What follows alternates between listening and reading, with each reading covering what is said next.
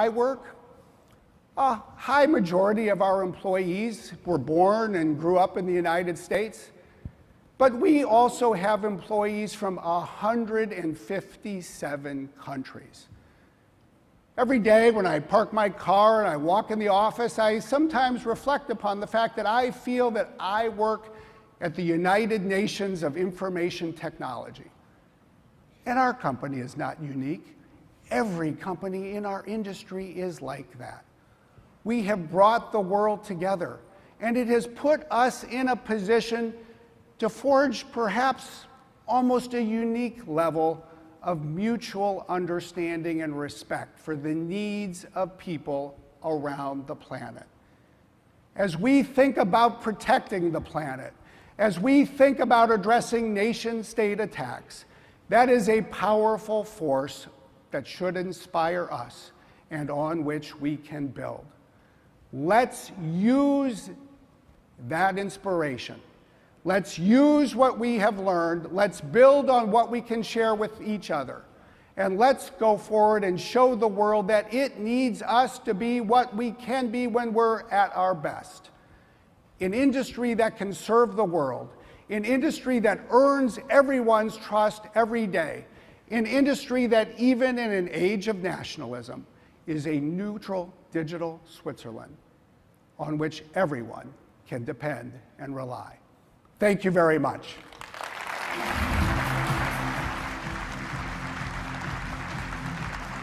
Ladies and gentlemen, please welcome Senior Vice President and General Manager, Intel Security, Chris Young. Good morning, RSA. And happy Valentine's Day, especially my wife who's in the audience. Now, we're not trying to confuse you with two names. We are Intel Security, but just like our industry is changing, so too are we at Intel Security. In just a few months, we'll be spinning out of Intel as an independent organization under the name McAfee. We'll be 100% focused on cybersecurity as our mission. And that's not the only thing that's changed over the last couple of months. We all know, unless you're under a rock the last couple of months, we had a presidential election here in the United States. And I was reminded during that election and all the fanfare around it, what we talked about here on stage at RSA just 1 year ago. Just 1 year ago, we actually made some predictions about what could happen. We made up headlines that today, in the popular lexicon, we'd call fake news. Let's look at some of that fake news. You know what? Every year at the beginning of the year, I'm often intrigued by the headlines, those top 10 cybersecurity predictions for the coming years. We see headlines like cybersecurity skills shortage impacting our industry, or on a more somber note, attack on the energy grid. This year, what if the presidential election was disrupted by a cyber attack? But you really think about it, in a lot of ways, we've become desensitized to those kinds of headlines. And I ask myself, I would ask all of us here, do we have the sense of urgency that we need to combat these problems or these potential headlines? What if they were true? What if they actually happened? Now, I didn't actually intend to be right about that. But one thing we can all agree on is it did put cybersecurity front and center in the popular dialogue for our entire country, the entire world. I happened to be in Australia when the election happened, and everybody was talking about it. And no matter your politics, we all have to agree that the role of data security was on stark display like we've never seen before. And we're reminded that data drives decisions, but decisions now write world history.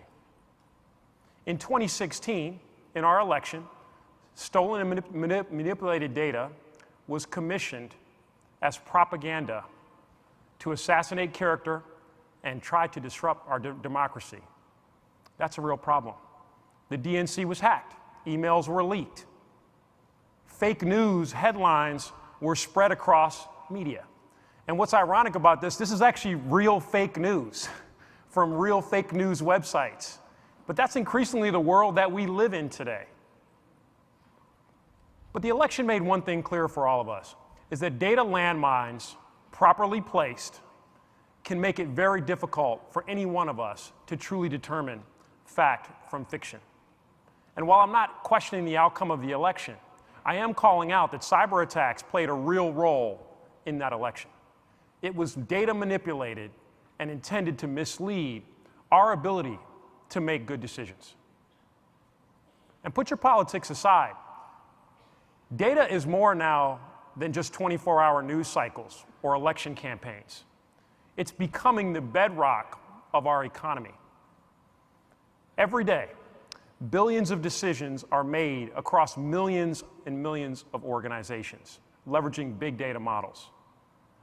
And because we now rely increasingly on big data analytics to make decisions, we have to pay a lot more attention to the integrity of the small data that goes into those models. Because if it's manipulated, it can now be turned into a weapon, and that weapon can be pointed right back against us. And there's hundreds of examples that I can use of how that could disrupt our society. Consider the autonomous vehicle. We know they can be hacked. We know cars can be hacked. But in just a few years, we're likely to have many autonomous vehicles on the road. And on average, each autonomous vehicle will process over 4,000 gigabytes of information per day. Now, globally, we have over 1 billion cars. But if they were autonomous in some way, each one would generate over 2 petabytes of information every day for every car, or every year for every car. Now wrap your head around those numbers and what that means in aggregate, over 200 billion petabytes of information. But we're not even going to focus on whether cars themselves can be hacked. We already know that's actually something we face.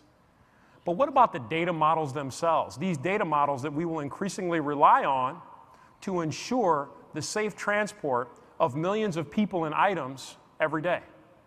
So we're no longer worried about going after the car, but actually going after the traffic systems themselves through the insertion of false data.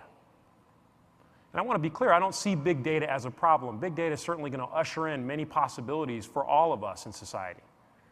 But it's when the big data itself gets manipulated by the insertion of bad data is when that small insertion can become a huge story for all of us.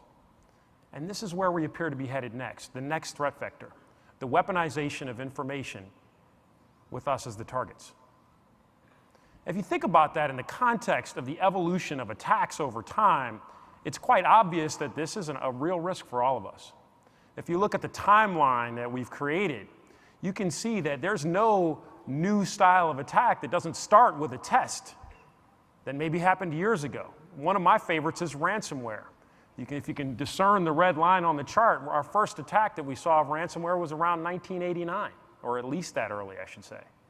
But it wasn't until the advent of Bitcoin, or Bitcoin becoming a popular tool in our society, that ransomware was able to take off. Because now, as an attacker, I could anonymously monetize my target.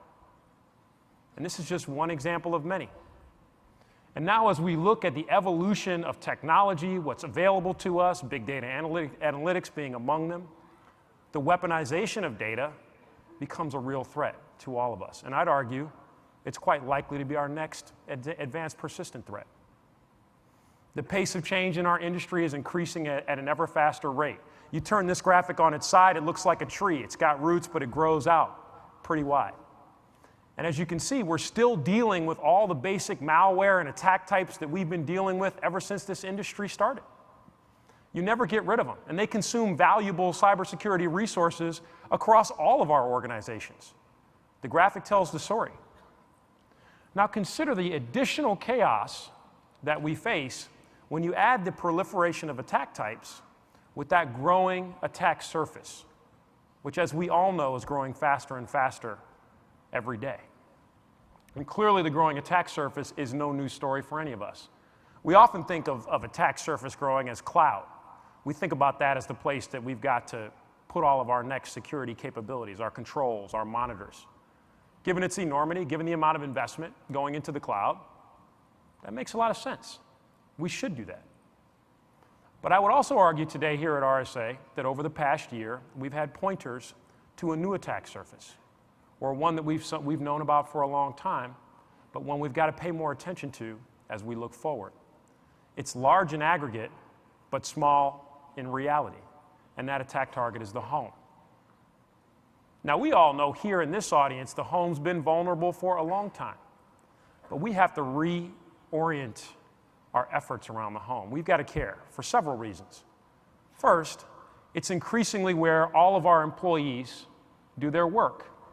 So if you want to worry about where your next corporate vulnerability or governmental vulnerability might lie, it's likely to be in the home of the people who work for you.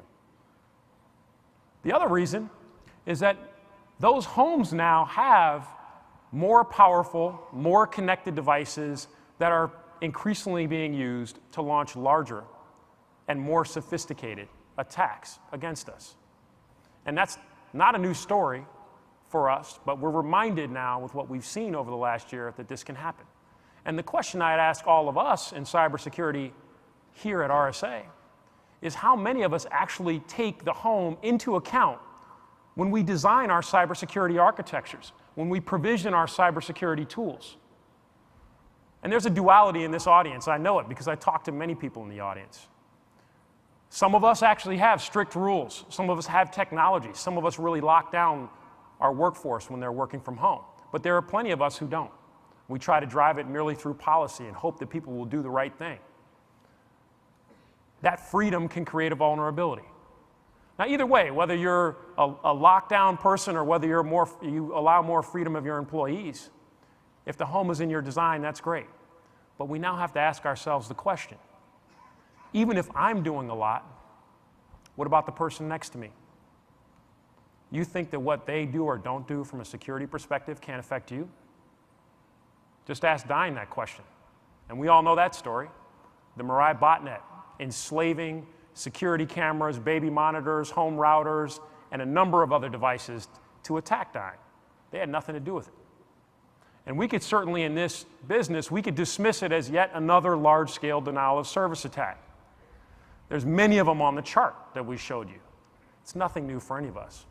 But I'd argue that this is just a test. The attackers are just trying to see what they can do next, what's possible, what are the limits of their capability using this new set of attack tools. And we can't think of the Mirai botnet in past tense. It's alive and well today and recruiting new players. And it's no coincidence, for anyone who's looked it up, that Mirai actually means future in Japanese, because it points us to where we're headed with new types of attacks. So we wanted to test this a little bit. Our CTO, Steve Grobman, he and his team decided that they would actually see what Mirai was up to. And so we just did a quick test. Our hypothesis was simple. We said, given the amount of connected or infected devices that are out there today, what's the risk that a new unprotected device can be co-opted into the Mirai botnet? We wanted to know how pervasive was the threat. So Steve and his team, they dropped a honeypot out there. It was disguised as a DVR, put it out on an open network using the Symmetria open source-based implementation. And in just more than 1 minute, we found that that DVR was compromised. For those of you who are technical, you'll see in a minute on the screens to my left and to my right, the credentials being used, and all of a sudden, you've now got that DVR compromised by the Mirai botnet from all the way across the world, as a matter of fact. It just puts a fine point on the problem. The Mirai botnet is alive and well recruiting drones, not the ones that flew over the Super Bowl, but drones that can be used for its next attack. That attack could be against our coworkers, our companies, our community, even our countries. And we have to ask all of ourselves, will it find its new devices, the soldiers for its army, in our homes, in the homes of our coworkers, or the people that we're paid to protect? And we have to make sure that the IoT, or Internet of Things, doesn't become, because we haven't paid enough attention to it, the Internet of Terrorism in many cases. That's a real risk for us. There's certainly a lot that can be done. You know, Brad called out the role of government. It's very important for all of us. We certainly need a response across our industry as well as those who make, build, and deliver the devices that are being connected in the home, but that's not going to be enough. At the Consumer Electronics Show last month, we saw a raft of new products that were brought to market to try to better protect the connected home. And that's a good start, but that's not going to be enough either. As cybersecurity professionals, we need to go beyond just policies in actually thinking through ways and delivering technologies for better securing the home. But that's not going to be enough either. It's only through multiple actions like those, in addition to educating our consumer population, that will actually make a real impact, or even just start to make an impact on the threat. But I would argue this: even when we sweat those small details, it's still not going to be enough. It's not going to be enough because today, the target has now become the weapon. Think about that. The game has changed on us yet again. The target is now the weapon. For many years, we've been focused, for example, on data exfiltration, someone coming to steal information, take it from an organization. Now we have to start to turn our attention to data being manipulated, weaponized, and used against us to salt our models, to change the way we make decisions. In the home, from compromised devices to weaponized devices, again, pointed against us. What we used to think about protecting, we now have to be protected against. It's the strangest irony. The targets now as the weapons. And we've given the enemy all the scale they could possibly want by connecting our homes with smarter, faster, better devices, by leveraging big data analytics to drive really important decisions that coordinate much of what we do in society, and increasingly so. We've given them the ultimate scale. And as a cybersecurity industry, scale is one of our biggest challenges. We're the most fragmented sector in all of IT. Everything we knew about how to protect information is now changing on us. It's shifting on us yet again. And that's one of the things that I like to think about RSA. It's a place where we can come together and think about what's going to happen next and how do we start to work on those problems. So what do we do as an industry? How do we go after this problem? I would argue it starts with all of us really admitting something that Brad and Zuli talked about earlier on stage, which is that none of us can go it alone. We must work together as an industry. It's a simple saying, but it's far from easy to do. Every time we have meetings, we all talk about how hard and difficult this problem is to crack. It's because the devil's in the details for all of us. Who's going to play what role? So as I've done before at RSA, one thing I like to do often is I look to the world of pro sports. You know, whenever I have a problem about how to solve an issue, how to collaborate, how to win something, I say, well, what's happened in sports? Is there something I can learn? And I want to see how they've cracked the code on some of these problems. So I did that. And I was reminded of a story.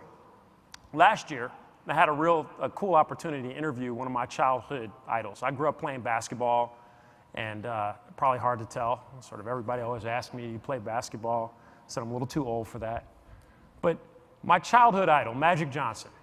Now, many of us know he won 5 rings with the NBA's Los Angeles Lakers, but he also was a member of the 1992 USA men's basketball team, which is, you would know, it was called the Dream Team. And that was a team that was made up of the biggest names in the NBA at the time: Magic, Michael Jordan, Larry Bird. But those big names were also huge competitors every single day in the NBA. And so I asked Magic, I said, hey, what was it like? How did you guys actually come together to try to solve this problem? And he said, look, Chris, it was real simple. First thing we did is we checked our egos at the door when we came together. Second thing is we said we focused on the broader goal at hand, which was to bring a gold medal in Olympic basketball back to the United States, win one for our country. That was the bigger goal. It seems real simple. Focus on the bigger goal. And they knew that they could only win if they saw themselves as a small part of a much larger effort. There was no room for stars. They all did the small fundamentals. They passed. They played defense. They shared the ball. They played as a team. And they went to the gold medal by an average of 44 points a game. They created a legend in the process, one that's still talked about 25 years later. We need our own dream team in the cybersecurity industry. Working together, we are that team. Everyone here at RSA, a role to play. And I love the message I've heard all morning long, coming together to deliver bigger outcomes, not only for ourselves, but for our entire industry and for the society we're here to protect. One of our contributions that I'm proud to bring here to RSA this morning is called OpenDXL. There's nothing to buy, only something for you to gain, but also an ask, something for you to give, to contribute to it, because it's open. It's a communications fabric that's enabling threat intelligence sharing across the thousands of disparate devices that we've got in our cybersecurity architectures, enabling us to move faster and provide more scalable solutions across our cybersecurity enterprise. I don't want to just tell you what to do in cyber. I'm giving you some tools to do it with. You can go to GitHub right now and download the SDK. Try it for yourself. It's one of our small contributions to making this problem better. But it will take all of us making small contributions in order to deliver great outcomes for our industry. And I'm reminded of many other collaborative examples. One of my favorites, nomoreransom.org. Here's where multiple cybersecurity companies came together over the last year. We worked with law enforcement, and now we've been able to help victims of ransomware recover much of their lost or thought lost information.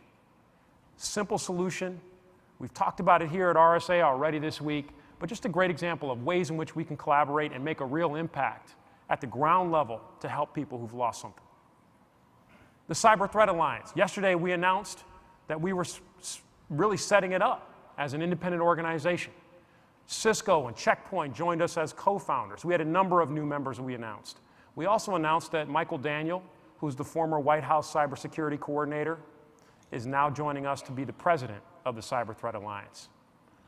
Great examples of ways in which we can all come together as an industry to drive real change, to drive real impact, but also be focused on that most important, bigger goal that we face, is how do we make the world safer through technology?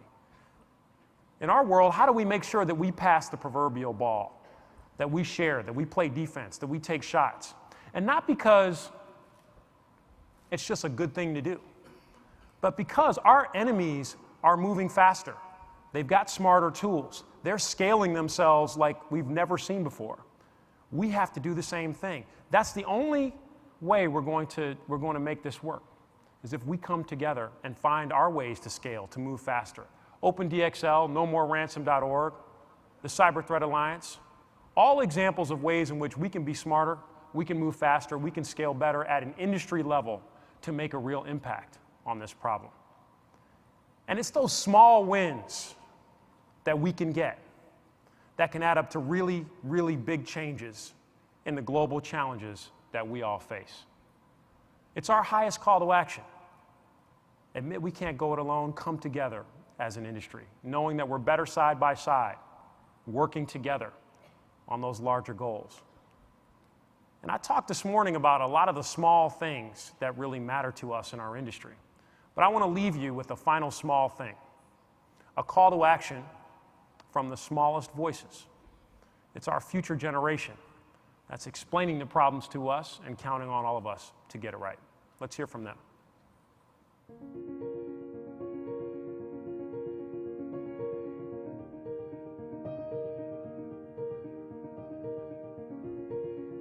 I definitely know experience with hacking because I experienced it firsthand. I would get hacked once a week, so I just decided to delete the app altogether. I think hackers are rude and mean. Sometimes they hack your camera and they can see you and it's not safe. Some professional hackers, they hack governments. The more the advanced technology gets, really the more dangerous things people get hacked. Driverless cars are less safe because if there's a flaw in the programming, then it could crash. I think they're worse because nobody can take care of you in the car. I think we should take this very seriously because people are losing a lot of things every day due to hacking. Technology in the future is going to help a lot of doctors and scientists get cures for diseases. Technology is going to be more open to everyone. When I get older, I want to be some sort of engineer. FBI agent, architectural engineer, a medical doctor. I like to be a superhero. The question for us is, are we ready to be their superheroes? Even those small voices, those children, they get the complexity of the challenges that we face. They see the possibilities in the future. But even they surprised me at how well they were able to articulate some of the problems that could arise from cyber attacks. These children, they're counting on all of us to sweat the small stuff in order to get the big things right. Because in the end, it's the biggest thing. Our future, their future. That's what's most at stake. Thank you very much.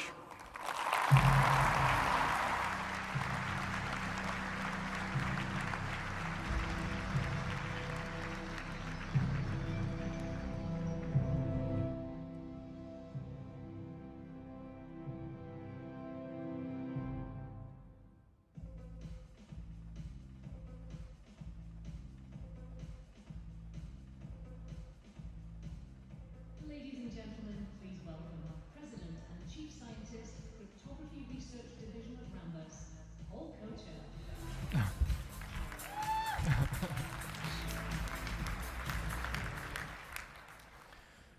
During exponential growth, each doubling brings as much change as has occurred in all prior history.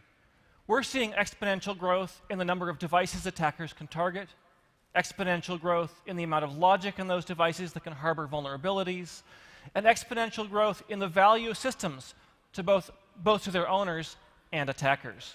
Given this, each year I typically predict that the following year's attackers will be worse. As a cryptographer, it's my version of predicting warmer global temperatures. Given everything that happened in 2016, I'm hoping I'm wrong, but I fear 2017 will continue the trend, because neither our brains nor most of our defensive technologies are scaling with the challenges. Still, there's one notable bright spot. Cryptographic algorithms are one of the few and maybe the only security technology to withstand decades of scaling. The innovations and efforts of the members of today's panel are the foundation for many of the security solutions we depend on today. I'd like you to join me in welcoming to the stage Dr. Ron Rivest, co-inventor of the RSA crypto system, Dr. Adi Shamir, co-inventor of the RSA crypto system, Dr. Whitfield Diffie, co-inventor of public key cryptography, and Dr. Susan Landau, a renowned researcher and thought leader in areas including cybersecurity, law, and policy. Welcome. I'd like to begin with some recent news about two of our panelists. It was just announced that Adi is a recipient of the 2017 Japan Prize, which is a huge honor. In addition, just a couple of days ago, it was announced that Whit will be joining Ron and myself as a member of the United States National Academy of Engineering. So I hope you'll please join me in congratulating Adi and Whit for these honors and their achievements.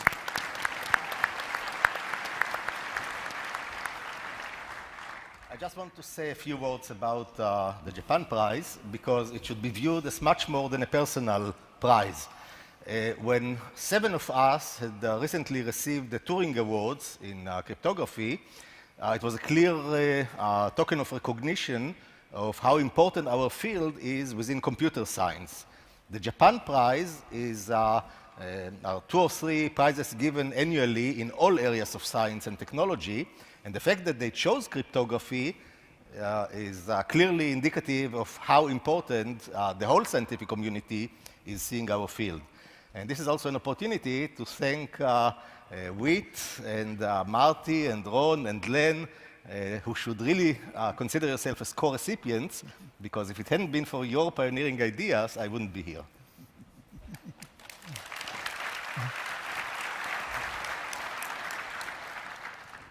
So we've seen incredible advances in artificial intelligence over the past year. Computers are now dominating Go and poker, recognizing handwriting, speech, driving cars, and translating between languages. What are your predictions for how AI will change computer security? I'm actually skeptical that there will be much impact of AI on security.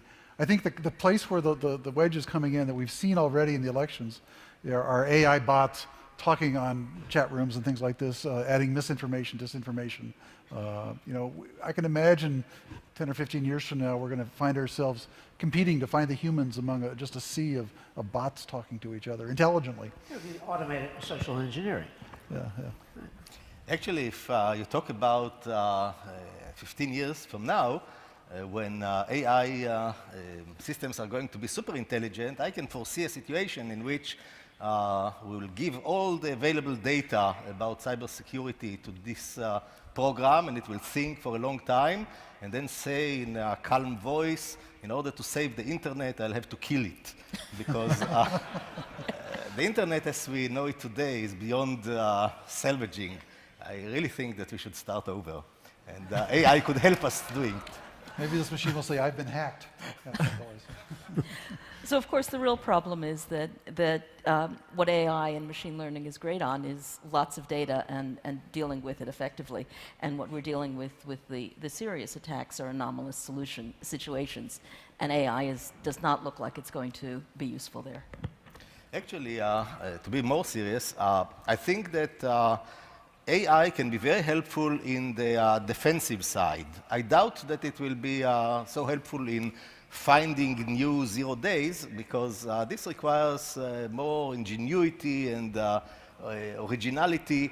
But when you talk about finding deviations from normal behavior, I think that AI systems are going to be very useful in comparing all kinds of strange behaviors to what had been done before, and finding the deviations and warning about them. So I'm optimistic about AI being useful in defense, but not in offense. So moving on to quantum computing. Quantum researcher McCaul predicts that there's a 50% chance by 2031, 14 years from now, that a quantum computer will be able to break 2048-bit RSA. So what are your thoughts about the risks and also the advancements in the past year with quantum computing and quantum-resistant public key algorithms? It's really hard to tell how fast the field is moving, at least from my perspective. I mean, you hear of the NSA adjusting its Suite B in response to expected quantum advancements. Quantum crypto, per se, doesn't seem to be moving as fast as quantum computation. 2031 seems like a long, long ways off from now, so hard to tell. I don't know, I'm awfully biased on this issue, too. So. Problem with talking to us old guys, we'll be dead by then, we're not. Actually, quantum computers are not at the top of my list of worries. I think that there is a higher chance that RSA could be broken by a mathematical attack, classical one. There's absolutely no guarantee that it will not happen in 20 or 30 years. And on the other hand, it could turn out that quantum computers will be able to break all the supposedly quantum-proof schemes that we are developing now, based, for example, on lattices. There is no proof that it will be impossible to break lattice problem a polynomial amount of time. So there are so many possibilities and worries when you think about what will happen in 20 or 30 years that I wouldn't lose too much sleep over quantum computers. Yeah, and I'm with Adi here, and it's, if you think about RSA, we tried to factor quickly for about 2,000 years. And that's the mathematics behind it. If you think about the advanced encryption standard, there was good, solid research on building block structured algorithms for a good 10, 15 years before Reindahl. I'm not seeing that same level of mathematical research behind the proposed quantum-resistant algorithms, and that's what concerns me about adopting them as standards. So we just had yet another presidential election marred by allegations of fraud. Looking at it from a cryptographer's perspective, what do you see as the real problems with our voting systems today? Well, this is certainly an area that's close to my heart. I spent a lot of time thinking about election integrity and so on, too, and this last election was a very interesting one, with allegations of rigging here and there. I mean, usually you worry about election integrity, you try to convince the losers that they lost fair and square, and here you're trying to convince the winner that he won fair and square. So this is kind of strange. But voting is very interesting in lots of respects. You've got secret ballot. The ability to check that your hardware and software is doing what it's supposed to by doing post-election audits is absolutely essential, I think. And while we have a lot of paper ballots in this country now, and I think that's a great thing, we want to see 100% paper ballots everywhere, having post-election audits applied universally, we're quite a ways from that. And the recounts that were started were stopped in general, two out of the three anyway. And so we're learning how to exercise our good hygiene and our best practices still. So I think we're learning how to do elections better. This past election, where we hacked, we didn't do the hygiene, the best practices that we should have. We should have done post-election more clearly whether we got hacked or not. We have no evidence now. So I think I have actually a lot of concerns, but it's in a very different direction than Ron has. And it actually goes back 25 years. At the time that the Soviet Union fell apart, we all in the United States and Western Europe thought sending NGOs into countries like Czechoslovakia and Poland and so on, sending BBC and CNN to do news broadcasts was all really good. We were helping develop democracies. Democracies that would also align with the West in terms of NATO and the European Union. The Russians saw this very differently, and they saw it as war by other means. And now it is actually a strategy by the Russians to attack the US and the West by war by other means. So when you look at the hacking of the DNC, the techniques for the hacking are old-fashioned techniques. We've known about them for 10 years or longer. But the way the information was used was a new way.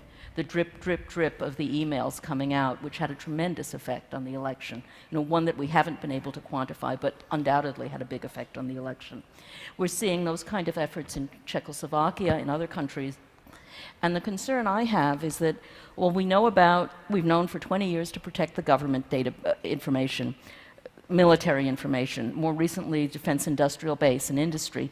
Now we've got civic organizations, think tanks and universities that were attacked by the Russians during this past election. And that's a much broader swath of society that we have to protect. And that's my concern. Well, so the Russian involvement here is viewed by intelligence agencies around the world as a huge victory for Russia. So do you think you're going to see a lot of copying of these strategies by other countries, and is this the new norm that we live in? Actually, I think that the US had done its share of similar dirty operations in order to influence other countries' elections. And using stolen documents, which are compromising, is not a new invention. And if you want to see an example where it had real impact, it was when the Israeli Mossad and the CIA stole the secret speech that was given by Khrushchev in '56, denouncing the atrocities of Stalin and describing for the first time how he was a real tyrant. And this influenced public opinion in Eastern Europe to such an extent that just a few months after it was leaked to the WikiLeaks of that time, namely the New York Times. So a few months after it was leaked, in February '56, there was the revolution in Hungary, which was directly influenced by these revelations. While I'm shocked by what the Russians had been doing, let's remember that they're not alone. In answer to your question, will we see other countries doing this? It all depends on where you can be effective. You can't be particularly effective despite the Hungarian Revolution. As we know, the Hungarian Revolution didn't get very far. You can't be effective against an autocratic government. You can only be, this kind of attack works best against democracies and against open societies, wired societies. So it will have an impact in other countries, but it won't be a worldwide. So Susan, you're working on a book. What can you tell us about it? Sure. Thank you. So I testified in Congress last year on the Apple FBI case, and FBI was arguing very strongly about needing to get in, and they argued public safety and so on. It's a very simplistic argument, and what I'm trying to do in this book, which will be out in the fall, is to explain to the public first of all, how wired we are. We all know, in this audience, you know how wired you are, but most people don't know that combines have sensors that tell that actually spray the insecticide in the fields depending on how the contour of the land lies, or the healthcare, what's happening in healthcare, or what's happening in the factory floor. So laying that out, laying out the threats, and then laying out the fact that law enforcement has lots of different ways of being able to do investigations, even if voice is encrypted, even if phones are locked. And showing that rather than the simplistic argument of we need it for public safety and law enforcement and perhaps intelligence, saying that it's really a matter of how easy is it to do law enforcement investigations versus securing our private information, our commercial information, and in fact, national security as well. Well, so you touched on the Apple FBI controversy, which was one of the dominant things we talked about in the panel here last year. Quite a bit of interesting things happened with that. Does anybody want to kind of update and give your thoughts about what we learned from sort of that attack on security as corporations practice it and the response?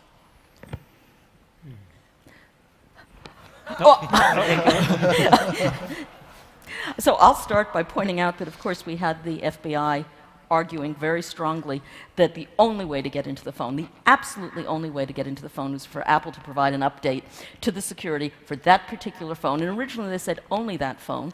Later it turned out that, in fact, the FBI at that point had 11 phones. The Manhattan DA had 175. By now it has many more. But Apple had to provide the update. And then, of course, there was a way to get into the phone without Apple providing the update, and then a Cambridge University researcher last summer did it using $100 worth of equipment off of eBay. And actually, there is an interesting twist. The rumors are that an Israeli company helped the FBI extract the information from that phone, and by doing so, it became a prime target, and actually that Israeli company was hacked by hackers, and much of its tools had been publicly released on the net. So you have to be very careful in openly helping the FBI or becoming a target. Well, you know, I think I have a solution to this whole debate. I was thinking of calling it Trumpcryption. It keeps all of your information, the real information, secure, but has a backdoor that outputs alternative facts.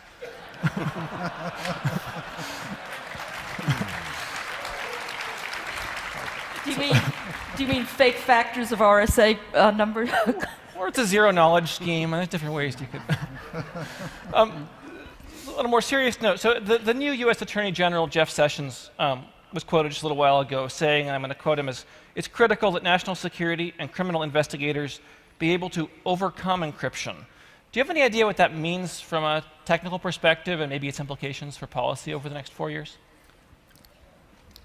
So overcoming encryption, to me, means they want a backdoor. They want some way of... But there are many other ways to get around encryption than a backdoor. And I'm not finding, in the work I'm doing in Washington, I'm not finding that that opinion is necessarily supported by other people in the government, whether in Congress. I don't know if you want to talk about the House Working Group. Yeah, the report that came out in December was a very interesting report. It was a joint report, and it was a bipartisan report. It was joint between the Judiciary Committee and the Energy and Commerce Committee. And they had 4 conclusions, which I thought, I got them here, which I think are worth reviewing. First, which I think is the most important point, they do list it first, any measure that weakens encryption works against the national interest. And so I think that's a well-stated and a strong conclusion. I think that means that encryption is a tool that we have to preserve its strength. We have to keep it as one of the fundamental building blocks of our secure internet. Number 2, encryption technology is a global technology that is widely and increasingly available around the world. Just a fact of life. Any policy that you try to derive to deal with encryption has to deal with the fact that we live on a planet that's well connected. Third one is a bit longer, but it basically says there's no one-size-fits-all solution, that there's a variety of stakeholders here. They have different requirements. You can't expect to have one approach that's going to work everywhere. And the last one says that Congress should encourage cooperation between technology companies and law enforcement. So I think this is a well-written report. It's worth reading, and I think the conclusions are in the right direction. If the Americans are going to force American companies to put backdoors in their products, they'll be shooting themselves in the foot. And they're not alone in the world. There are other companies in Europe and in Israel and in the Far East who will be happy to step in with untrapdoored crypto. Our CI director, who was from a few weeks ago, John Brannon, he said that U.S. companies dominate the international market, and it was a theoretical ability of foreign companies to have those encryption capabilities. I don't know if you have any thoughts about that, Adi. He probably didn't know that the AES was imported. Can you remind me? Can you remind me who invented AES? It was two Belgian researchers. Right. Can you remind me who invented SHA-3? Can you remind me who invented differential cryptanalysis? Israelis. Can you remind me who invented linear cryptanalysis? Japanese researcher. I can go on and on. It's an international game. It's not. It may be strongly influenced by the US, but it is not uniquely American. And I can assure you that any one of my students will be capable of writing good crypto code.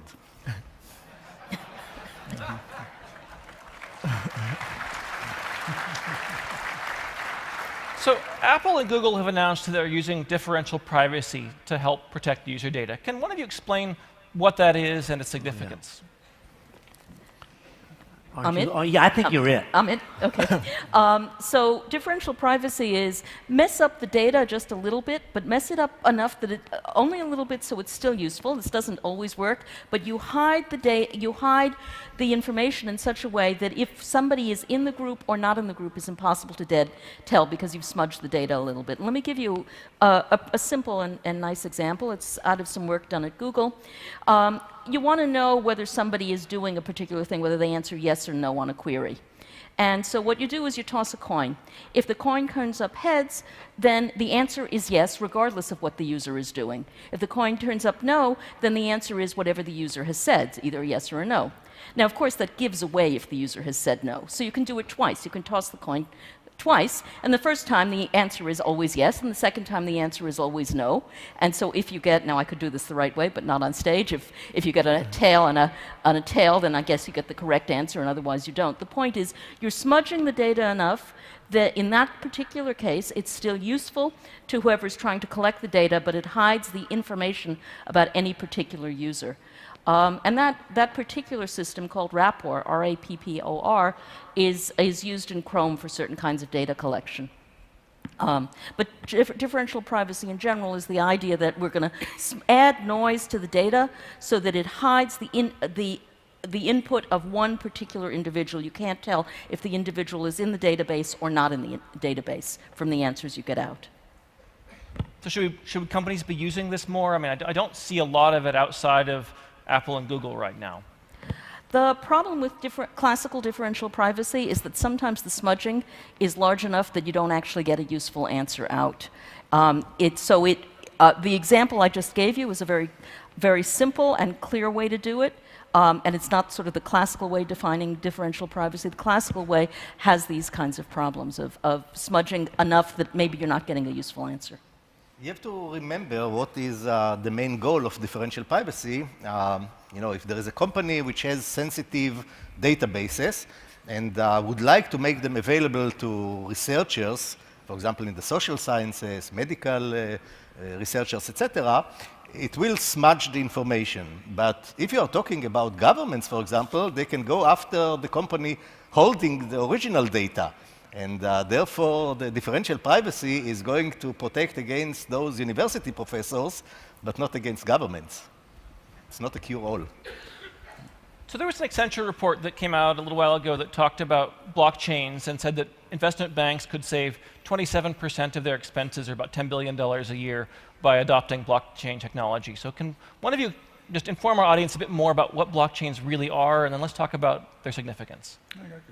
Talk to that a little bit. I mean, blockchains are, first of all, we don't know who the inventor of blockchain is. Satoshi Nakamoto wrote this wonderful paper proposing Bitcoin, which is based on the blockchain idea.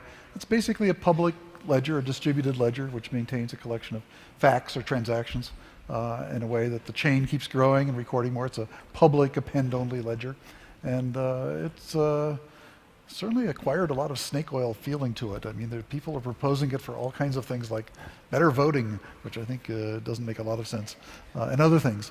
But it does seem to have utility, and the utility for the banks, I guess they can assess what the impact will be on their bottom line if they want a distributed, shared public ledger. But a lot of these cases, you have entities who can keep a public ledger and digitally sign stuff that's posted as well, so there are alternatives to it. And the idea of being decentralized, being distributed, works in some places, but it's not universally needed. So the crypto community used to be pretty lined up around a few algorithms, but it seems like recently there's been a lot of fracturing into camps that are favoring different elliptic curves, different standards, different protocols, different algorithms, but users want compatibility. And at the same time, when I was working on the SSL protocol and designing it, the challenge of negotiating between different algorithms ended up being enormously complicated and tricky to get right, but hardwiring a single algorithm also creates a bunch of risks. So what would you do if you were designing a system today? I think algorithm agility, despite all its difficulties, is still essential. I'm sorry? I think algorithm agility, despite all its difficulties, is still essential. Because you're going to have, in effect, coalition forces, multi-corporate conglomerates. I just think we're not going to be able to get around that one, even if, as I think is the case, a very small number of algorithms dominate the usage. But when you say agility, do you mean 2? Do you mean 5? Do you mean many? I think it means many. I think we should separate between secret key algorithms and public key algorithms. I'm very confident that AES will remain secure for the foreseeable future. And I'm less sure about the prospects of all our public key schemes to survive forever. So I don't think we really need the agility. We don't really have to put 5 different secret key schemes, but I would be in favor of having several different public keys. Which is actually kind of tricky because like the SSL TLS constructions, if you support a weak public key scheme, it tends to bring the protocol down, whereas negotiating the private key, secret key algorithms is much easier. So that's a challenge, I guess. Well, we're seeing a richer set of environments we have to build to, too. I mean, the Internet of Things is putting very tight engineering demands on what crypto we can use and so on. So having a larger suite of algorithms has benefits. Also, concerning hash algorithms, I'm, again, very confident that SHA-3 will remain secure for a very long time. Our research successes have been minuscule against this, and there is a huge security margin left in that algorithm.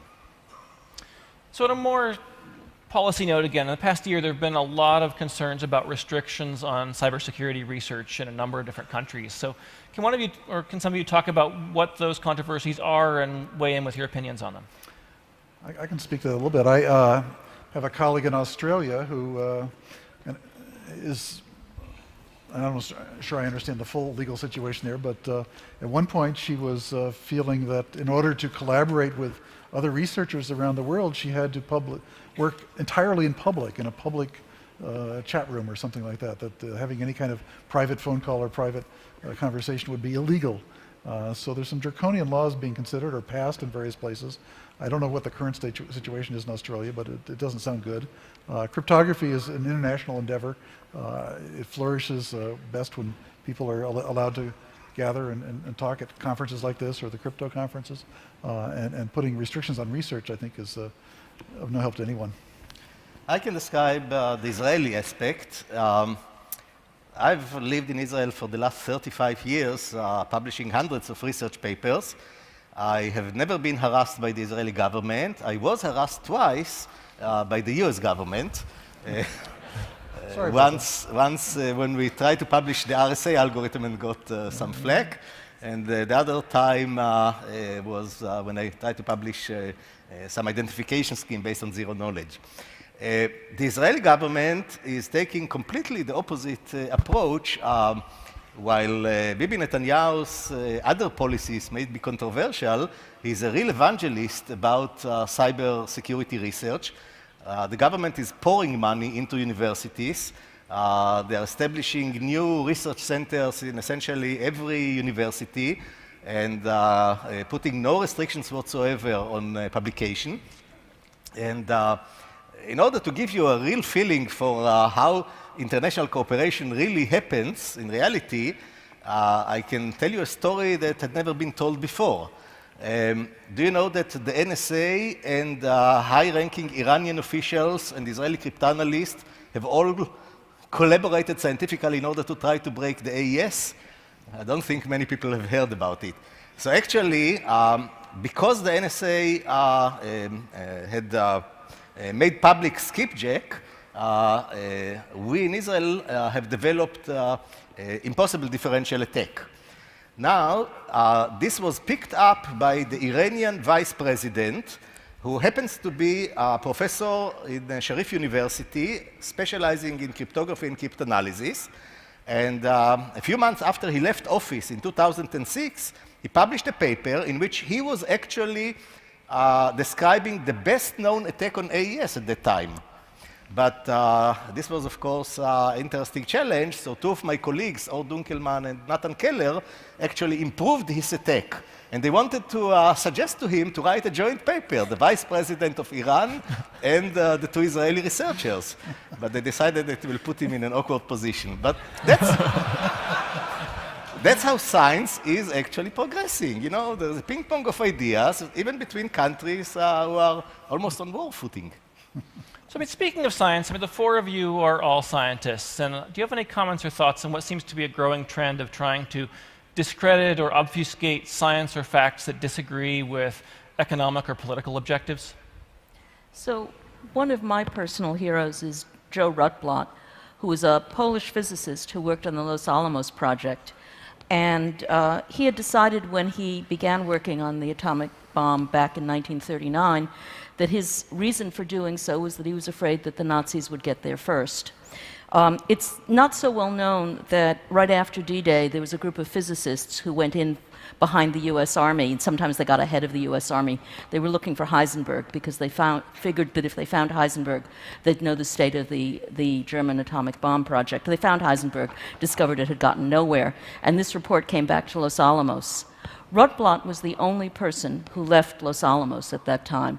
All the other physicists, whatever reservations they had about the atomic bomb, only surfaced after the first bomb, the practice bomb went off in the New Mexico desert. After the war, Rutblot became involved in nuclear disarmament. He started with Bertrand Russell, the Pugwash movement, which eventually won a Nobel Prize. It's a movement of scientists meeting together as scientists, working originally on atomic weaponry, but eventually on chemical and biological weapons and so on. They were the ones who came up with the proposal for the nuclear test ban treaty and so on. I think it's very important to be involved in policy as a scientist. Pugwash has always worked on the level of we're responding as scientists, and I think we lose our credibility if we try to argue in other ways. That is, we lose our credibility as scientists. So I've tried very hard to stay arguing about cryptography and security in general as a scientist. So the best defense is a good offense. People who live in glass houses shouldn't throw stones. Which is right in the cyber domain? And if somebody hacks us, should we hack back? Well, I think I'll open with my final statement in response to that, since we're at 8 minutes and time for final statements. I think we're going about everything wrong. I've thought that for a number of years. As a matter of fact, I think it cost me the chance to have a founding position in FireEye. My view is that the defensive techniques, the things that look like, not with the same techniques as cryptography, but this look like cryptography, in particular, logical, proven correct sort of code for solution of things, particularly the confinement problem, that is vastly underrated. And if anything like the resources currently being spent on interactive security, virus screening, fighting back, all the rest of those things, were spent on the improvement of the logical functioning of devices, which is largely a matter of improving, making another very, very big improvement in the quality of programming, that we would get much, much better results. I will applaud that. I absolutely agree that's critical going forward.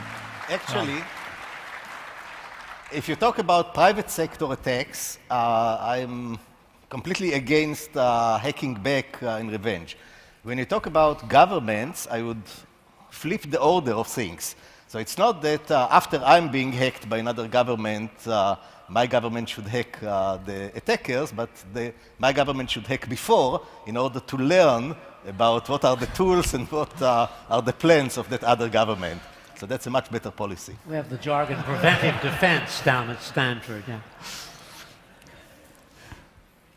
So we have a few minutes left. I don't know what closing comments, especially for Ron and Susan here, might like to make. So I'm heartened actually by something that's not particularly technical in security that I think is very useful, and I'm talking about the efforts for usable security, and the things that I'm aware of are the kinds of things like Duo, which is doing second factor authentication, but they're targeting not at the big companies that you guys are all working for. They've targeted the hair salon owners and the auto repair shops, the little guys making really usable two-factor authentication. I'm thinking, of course, of WhatsApp. I'm thinking of an effort on key transparency that will work to show you when a device has changed its key and give you the history so that you can, it's not the same thing as not letting the communication go through in the first place, but it's a way for naive users to understand what's happened. And so I think the effort on usability, which we're seeing somewhat more of, is extremely important and quite good. That's good. I might add that my own home is in education, and I think that the development of people who understand this business is so important. That's why I'm so pleased to see how big this conference has gotten. With all of you here, it really takes a large team to fight back and to develop the tools and technologies we need to maintain security. So I think an emphasis on education, an emphasis on developing people, investing in people is one of the most important things we really can do. One of the most significant future developments is going to be IoT security. I'm going to present a paper at the Security and Privacy Oakland conference this year, in which we are going to describe how somebody can misuse smart lights. We call the paper IoT Going Nuclear, and we describe how someone can just sit in his hotel room and plug in one infected smart light into the socket, and if there is sufficient density of other smart lights in the vicinity, malware is going to jump from one smart light to the neighboring ones, and they will infect those which are further out, and within minutes you can infect a whole city and make all kinds of bad things. So a few years ago, right here in this panel, I mentioned how ransomware is going to affect smart TVs. And actually, this materialized. This year, LG televisions had been infected by malware, and you just couldn't use your expensive TV. So is that just an unavoidable train wreck, or can we do something about it? The government should definitely do something about it. They should not allow devices which are not sufficiently secured to be connected to the public internet. That's my opinion. Nervous about your bracelet? So Paul accused me of, or somebody said, I never tell I was going to say things in random directions, so I think I concur. I thought I'd better live up to his expectations and make a disclosure. Whatever his other faults, Donald Trump is my homeboy. He grew up a block and a half from me. Oh, wow. That was on the bottom side of the hill.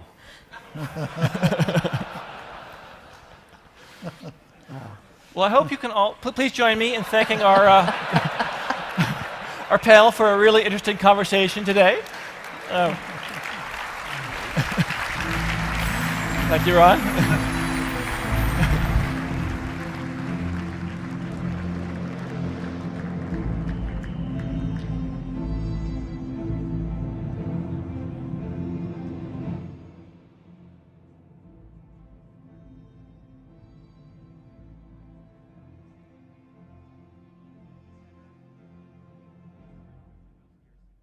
Ladies and gentlemen, please welcome Chairman, House Homeland Security Committee, the Honourable Michael McCaul. Yep.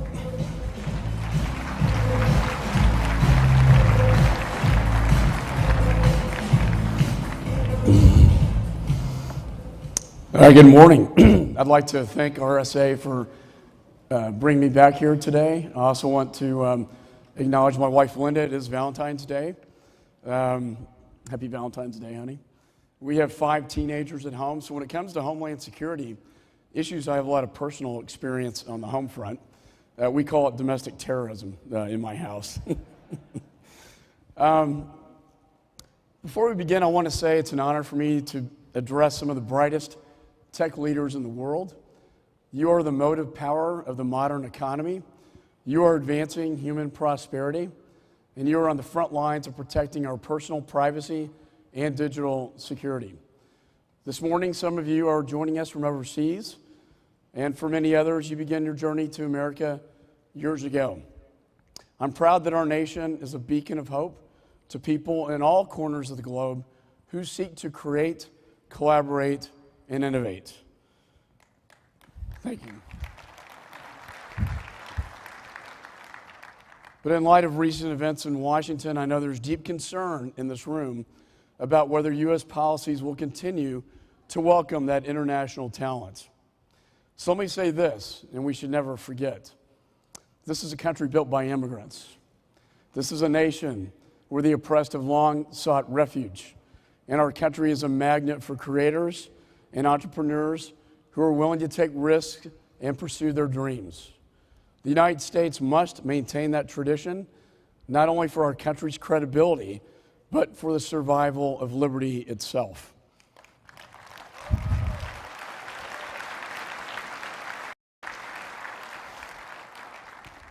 That is why I will fight to ensure that America continues to expand an open hand to peaceful, freedom-loving people, regardless of where they were born, regardless of how they worship, and regardless of the color of their skin.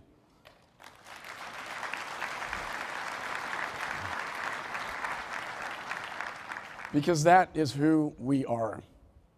And that is how we will attract the world's best thinkers to build a stronger country and a more vibrant global economy. Today I want to talk to you about the war in cyberspace, why I believe we are falling behind, and what we can do to strike back. I'm going to be brutally honest. We are in the fight of our digital lives, and we are not winning. As a chairman of the Homeland Security Committee in the House, I get briefed on these threats every week. It's clear to me that our adversaries are turning digital breakthroughs into digital bombs. And from Russian and Chinese hacking to brand name headaches, our cyber rivals are overtaking our defenses. Nation states are using cyber tools to steal our country's secrets and to copy our intellectual property. Faceless hackers are snatching our financial data and locking down access to our healthcare information. And terrorists are abusing encryption and social media to crowdsource the murder of innocent people. Web-based warfare is becoming incredibly personal. The combatants are everywhere, and the phones in your pockets are the battle space. I'd like to ask first for you to raise your hand if you've ever had an online account hacked. Now raise it if you've been told by a retailer or any online service that your information may have been compromised. And I'm going to raise mine as well. Or compromised by a teenager. Finally, raise your hand if you're worried that your accounts and devices could be compromised in the future. I would think that's everybody in this room. And you're a room of top cybersecurity experts. If you're concerned about getting hacked, then ordinary people should be especially worried. Former NSA Director Keith Alexander made a powerful point. The magnitude of cyber espionage and theft we are seeing today has led to the greatest transfer of wealth in human history. The crisis extends from kitchen tables to corporate boardrooms. In Congress, I oversaw many of our nation's cybersecurity efforts, and I've been the victim of cyber theft. Chinese hackers stole 20 million security clearances, including my own, in a 2015 attack on the U.S. government's Office of Personnel Management. But the threat is worse than just espionage. Our democracy itself is at risk. Last year, there was no doubt in my mind that the Russian government tried to undermine and influence our elections. They broke into political institutions, invaded the privacy of private citizens, spread false propaganda, and created discord in the lead up to a historic vote. I was briefed on the situation starting in the springtime, and frankly, it didn't matter to me whether it was Democrats or Republicans being targeted. These were Americans first in the crosshairs of the Kremlin. And to me, that was unacceptable. I pushed both the Obama administration and then candidate Trump to take public and forceful stands on the issue.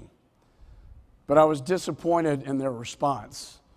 The crisis was the biggest wake-up call yet that cyber intrusions have the potential to jeopardize the very fabric of our republic. So why aren't we winning? How can cyber criminals conduct virtual robberies right under our noses? Let me suggest 5 reasons. First, there's the issue of volume. I've said before that the digital frontier is like the Wild West. There are more cyber outlaws and cyber sheriffs to round them up. A lot of hackers out there should be behind bars, but law enforcement agencies at all levels are struggling to keep up with the volume and complexity of network intrusions. Also, our laws have not kept up with this new digital age. Second, the high speed of high tech gives cyber criminals an advantage. History shows us that offensive weapons always outpace our defenses. We face this challenge with every man-made weapon since the Stone Age. The spear led to the shield, the bullet to the bulletproof vest, and so on. Yet we've never seen a weapon used against us so regularly, so aggressively, and a weapon that can adapt while we are trying to defend against it. And it's expensive to keep up with it. Today, in some cases, the United States government is fighting 21st century threats with 20th century technology and a 19th century bureaucracy. Third, we have serious information sharing challenges. I compare this to the period before 9/11. We all had the information we needed to keep terrorists from attacking on that fateful day, but we did not connect the dots. The walls were up, and we didn't share the information. We are in the same place with cyber. Between your companies, government agencies, and U.S. allies, we have the threat data to stop many of these intrusions, yet the sharing is still far too weak. As a result, the vast majority of cyber attacks go unreported, leaving others vulnerable to the same intrusions.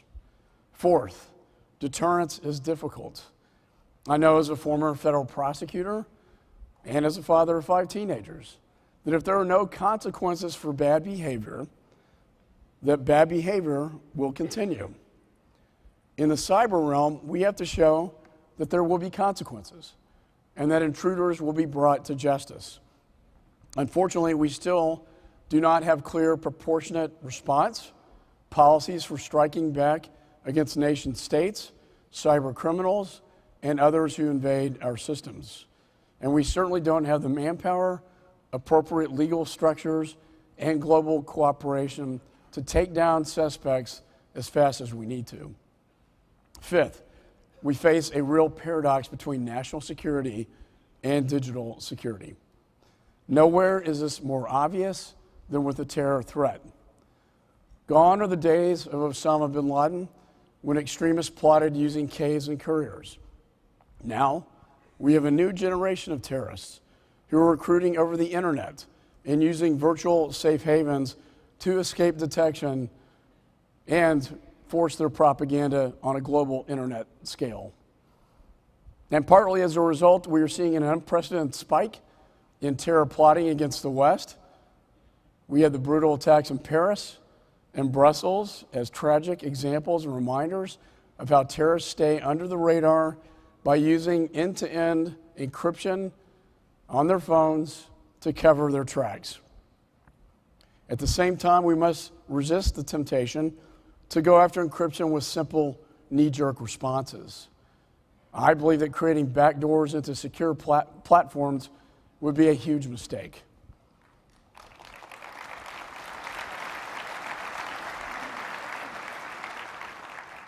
It would put our personal data at risk and leave our companies vulnerable to intrusion.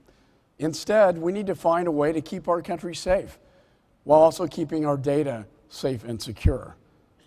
But we're still not there yet. So what does it take to prevail against our cyber adversaries? It starts with the right mindset. In 1940, British Prime Minister Winston Churchill responded to the Nazi invasion of Europe with a rousing speech in the House of Commons. He vowed that the British would fight on the seas and oceans, fight on the beaches, fight on the landing grounds, fight in the fields and in the streets, fight in the hills, but never surrender. Now, I don't think we need a bunker mentality on this, but we need to acknowledge that we are under siege in the cyber space, the cyber battlefield, and respond with urgency and resolve. First, we must redouble our efforts to defend private sector networks and the public. When I say we, I'm not talking about just the government. In fact, President Reagan once said the most terrifying words in the English language were, "I'm from the government and I'm here to help you." It still holds true today. Today it might be, "I'm from the government and I can help you secure your iPhone." But federal agencies are not necessarily the answer when it comes to cybersecurity. I believe that the answer is right here in this room. It's a bleeding edge work being done in the private sector, and we need your innovation. We need your initiative to stay ahead of cyber criminals. Government does play a critical role in coordination. In the wake of Snowden leaks, it is important now more than ever to reassure the public that federal cybersecurity here at home is being led by a civilian department. A civilian department, not by the military and not by intelligence agencies. Just as we do not allow soldiers to protect our city streets, we allow the police. We should not have organizations like the military patrolling our networks. Cyber is a team sport. We need strong offense and strong defense. So I'm pushing to make the lanes of responsibility more clear. I propose the creation of a stronger, consolidated cybersecurity agency at the Department of Homeland Security, building on important laws we have passed in recent years. This is an important step in standing up to cyber attackers. Our next priority should be fixing the information sharing weaknesses I outlined earlier. In 2015, Congress passed my bill, the Cybersecurity Act, a landmark bill to increase information sharing about cyber threats. The law's liability protections and privacy safeguards make it easier for companies to swap threat data, to stop attacks, and if they choose, to share it with the federal government. But more companies need to step up to the plate and start sharing with each other. Once again, that is a goal we are counting on you to help us achieve. Next, we need a talented cyber workforce on the front lines.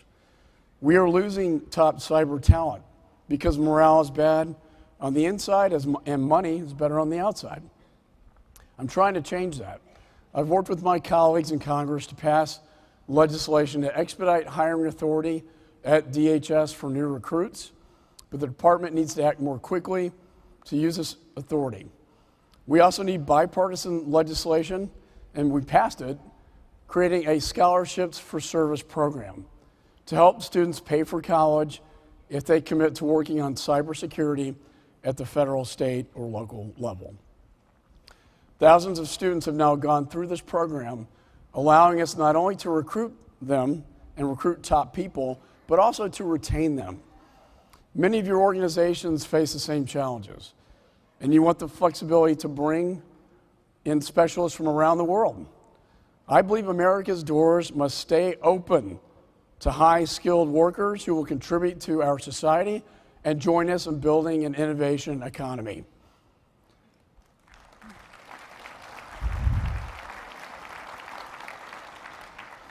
And that is why I'm supporting efforts in the Congress to streamline our H-1B visa process to make sure tech companies can get the right people from the right places at the right time.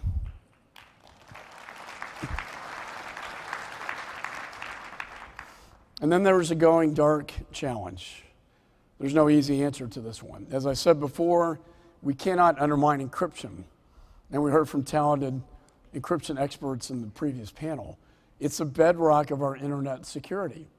But at the same time, we can't allow groups like ISIS to remote-controlled terrorist attacks using the darkness of the web. So this year, I will work again with Senator Mark Warner to call for a commission of the nation's top experts from academia, privacy, tech, and law enforcement and beyond to find real solutions that balance digital security with national security. And I hope many of you will support this Digital Security Commission. The eyes of the world are upon us, and I believe America should lead the way on this very important issue. Second, to prevail against online adversaries, we must defend our government institutions, our critical infrastructures, and our democracy. And we must respond to attacks decisively. As far as federal networks are concerned, DHS is responsible for securing the so-called .gov domain. At the end of last year, the department announced the Einstein 3A to advance intrusion detection. It was providing coverage to a total of 93% of U.S. civilian agencies. However, we will never be able to build virtual walls high enough to completely stop hackers from getting inside the digital space. So once again, we need industry to help us. In Congress, I'll be working on bills to break down bureaucratic barriers so that we can collaborate more closely with your companies to secure federal networks. We also know that our adversaries are targeting our infrastructure, 85% of which is in the hands of the private sector. They are deploying cyber implants that could be used to threaten us. A major cyber attack on gas pipelines or the power grid, for instance, could damage the economy and weaken our ability to defend the United States. I just met with Admiral Mike Rogers for breakfast, the head of the NSA. He warned Congress that the bad guys are leaving cyber fingerprints on our critical infrastructure. They are sending a message. Watch what you say and do, America, because we can hit you from within. It's only a matter of time before such an attack happens, which is why critical infrastructure should be built with cybersecurity in mind. Unfortunately, too often, companies are focused on putting up chain link fences around their headquarters rather than putting digital fences around their networks. I plan to work with the new administration to address the critical infrastructure vulnerabilities more seriously. And I applaud them for undertaking a major review of these threats. More broadly, I've been urging the administration to develop a new national cybersecurity strategy as soon as possible. We are feeling tectonic shifts on the virtual ground beneath us, and our current cyber plans just won't cut it. The United States government needs better response options. It needs to be conducting regular cyber exercises to make sure we're prepared, including with foreign partners. Additionally, our ability to win the war in cyberspace depends on our ability to deliver consequences by striking back when appropriate. This will require strong leadership from the top, a willingness to track down rogue hackers, and a determination to hold hostile countries accountable for bad behavior. We cannot allow any more foreign adversaries to use cyber intrusions to meddle into our domestic affairs and especially into our democratic process. This is a red line we should not allow anyone to cross. And our strategy should go beyond just returning fire. It should include the threat of sanctions and other real-world penalties. Russia is a perfect example. We must continue to call out Moscow for election interference. And if we don't hold the line on sanctions and deliver meaningful consequences, I'm certain that they will do it again. We've got to say enough is enough. Finally, America should be engaging with our overseas partners to win the war in cyberspace, our NATO allies. Our nations have different laws and privacy expectations, but we've got to figure out how to respect those differences while working together quickly, because the attackers won't give us the benefit of time. We must develop clear rules of the road, especially when it comes to cyber warfare. In times of crisis, uncertainty and lack of coordination can cause situations to spiral out of control. So we should confer with our partners on major incidents, work together to build mutual defenses, and put the infrastructures in place for joint action. Lastly, we should make sure we are prepared for what lies ahead. For instance, we need to be ready for the era of quantum computing. The digital atomic bomb is on the not too distant horizon. And the first hostile country to gain such capability will pose a serious threat to the rest of the world. The United States should lead a coalition of like-minded nations to prepare for the quantum future and ensure we have the right cyber defenses in place when it comes. Looking back on 2016, it was a watershed year in cyberspace, and for a lot of the wrong reasons. But I think it made us all more realistic about the danger we face and more clear-eyed about what needs to be done. And while the cyber landscape is bleak, we cannot let the threat of the unknown and unseen outweigh what we already do know and already can see. That we have the world's greatest minds working to defend our networks. And to those of you who make cybersecurity your day job, I want to thank you for what you've done, for what you are doing, and what you will do to defend us into the future. Thank you so much for having me.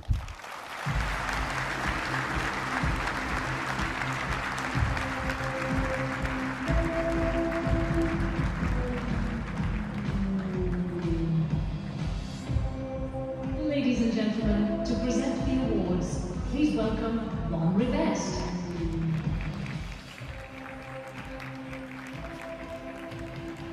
In the field, who exemplify the traits of leadership, diligence, and progressive thinking that are core to our industry and to our spirit of the RSA conference. Please join me in taking a look at the phenomenal achievements of this year's RSA Conference Award of Excellence winners.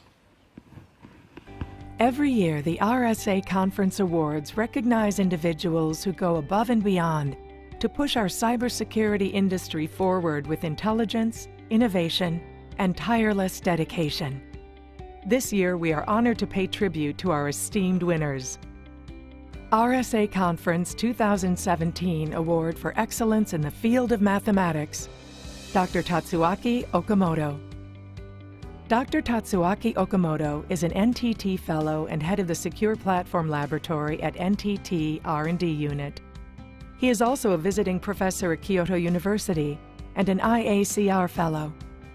For the last 30 years, he has been actively working in a number of central areas in cryptography and has become a world leader in the field based on his numerous fundamental solutions and other central contributions.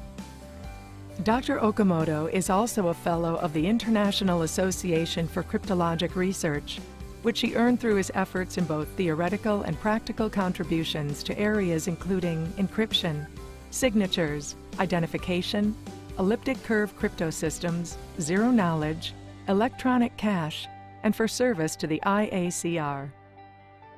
RSA Conference 2017 Award for Excellence in the Field of Information Security, Howard A. Schmidt. Howard Schmidt, currently a professor at Idaho State University, dedicated a substantial chapter of his career to cybersecurity in the public and private sectors. He served as White House cybersecurity advisor to Presidents George W. Bush and Barack Obama, where he was instrumental in the creation of the first cybersecurity strategy after 9/11, as well as the implementation of public policies in response to national security attacks. In the private sector, he served as the Chief Security Officer of eBay, as well as Microsoft, where he spearheaded the creation of Microsoft's Trustworthy Computing Team. Schmidt is also highly respected for his role as Executive Director of SafeCode, as an integral member of the ISSA and ISC Squared boards, and as a devoted advocate and spokesperson for the National Initiative for Cybersecurity Education. RSA Conference 2017 Award for Excellence in the Field of Public Policy, Congressman Michael McCaul. Congressman Michael McCaul is recognized for his outstanding leadership regarding cybersecurity in the public sector. As chairman of the House Committee on Homeland Security for the past 4 years, McCaul has led Congress in identifying and clarifying the roles and responsibilities of the Department of Homeland Security via critical legislation. In addition, Congressman McCaul was the co-chair of the recently released Center for Strategic and International Studies Report and Recommendations on Cybersecurity for our 45th president. These three extraordinary individuals and their seminal contributions in the field of cybersecurity are a testament to passion and perseverance. They inspire us to embrace the power of opportunity to change our world, to break through, and to reach greater heights in our lives and in our industry.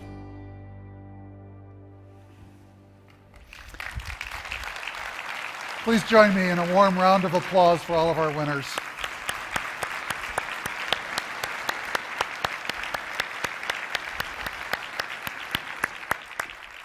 And now please enjoy the remainder of the conference. Thank you.